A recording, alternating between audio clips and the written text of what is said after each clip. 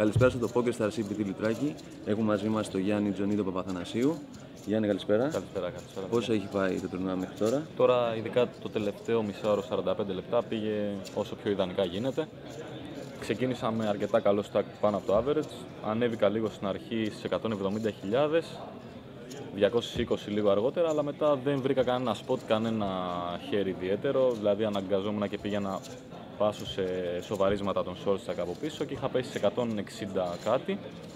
Και τώρα βρήκα ένα spot όπου ο Elder, που είναι πολύ επιθετικός, γνωστός online pro, κάνω raise εγώ, μου κάνει 3bet, ενώ έχω δώσει πολύ action στο τραπέζι γενικότερα και έχω άσους και σκέφτομαι ότι άμα κάνω 4bet ή το οτιδήποτε κάτι και έχω 165.000 και αντί να κάνω κάποιο 4bet ή call, παραδείγματος χάρη, στις 22 που μου λέει βάζω 165 κατευθείαν. Οπότε προτείνεις να κάνεις μεγάλο το 4bet για να δείξεις να τα σοβαρώ όλα, ούτως ώστε να πάρω και κάποιο πιο light call από 9. Βέβαια έχει ασορίγα, οπότε οτιδήποτε και να έκανα θα τα βάζαμε με την προϊστορία που υπάρχει.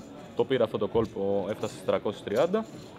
Μετά κάποια μικρότερα pots και έχω ανεβεί και παίξαμε άλλη μία πάσα που κάνει πάλι ο Elder Raise, κάνω call εγώ με άσο ντάμα, πέφτει flop 15-2, Rainbow, κάνει continuation, κάνω call εγώ, πέφτει βαλές και γίνεται ένα flash draw, βαράει 24.000, του κάνω raise σε 71, κάνει call και στο river πέφτει blank, 3, κάτι τίποτα.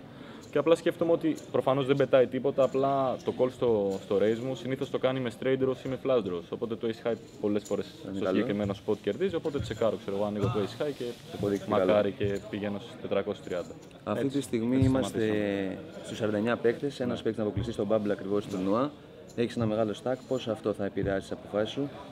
Είσαι επιθετικός παίκτης, φαντάζομαι θα εκμεταλλευτείς την αδυναμία. Δηλαδή σε αρκετά live τουρνουά, όπως και στο πρώτο Greek Poker Cup και στο Porto Garage, ήμουν chip leader και κατάφερα, γιατί περί κατορθώματος ούτε καν να κασάρω και να το καρφώσω με τους πιο αστείους τρόπους.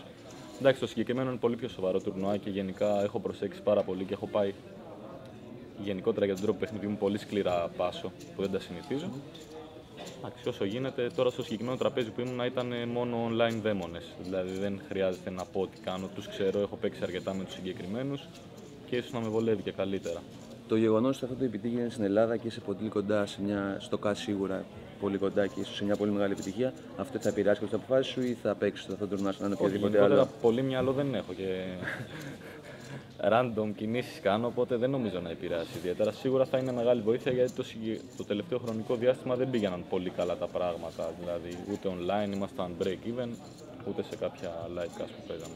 Τώρα θα δούμε. Ωραία, λοιπόν, σε ευχαριστούμε καλή επιτυχία, καλή συνέχεια να ξεκουραστείς κιόλας και ευχόμαστε καλύτερα.